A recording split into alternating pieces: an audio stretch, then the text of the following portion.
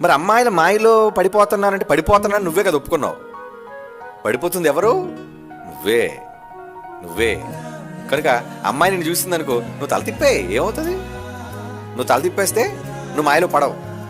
వాళ్ళు చూస్తున్నారు అని నువ్వు చూస్తున్నావు అనుకో, అప్పుడు ఏమవుతుంది? ఐ కాంటాక్ట్ పెరిగింది. సహజంగా మనుషుల మధ్య భావాలు ఎలా వ్యక్తపరుస్తారంటే ముందు ఐ కాంటాక్టేనండి. ఎవరు మాట్లాడరు ముందు.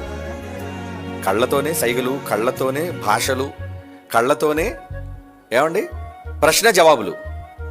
అంటే కళ్ళతో ఆవిడ ప్రశ్నిస్తుంది, కళ్ళతో ఇంక జవాబు చెప్తాడు. అంటే ఆ చూపులోనే అర్థమైపోతుంది మనకి ఏదో తేడా ఉంది చూపులోనే. కనుక ఆ చూపులో తేడా నువ్వు గుర్తించాలి అంటే నీకేం కావాలి? బైబిల్. ముందు నువ్వు బైబిల్ చదవాలి. నువ్వు బాగా బైబిల్ చదువు అనుకో, ఏమండి యేసుప్రభు లాంటి చూపు వచ్చేది నీకు. అప్పుడు ఏంటి? పౌలు గారు లాంటి చూపు. ఏ అమ్మాయి చూసి నేను నవ్వినా నువ్వు మంచిగా నవ్వుతావు తప్పించి ఇంకేం ఉండదు అందులోని. నువ్వు నిలబడే ఉంటే పడిపోవు. ఎందుకంటే ఓర చూపులు చూస్తుందండి ఆవిడ ఓర చూపు అని రాయబడింది బైబిల్లో.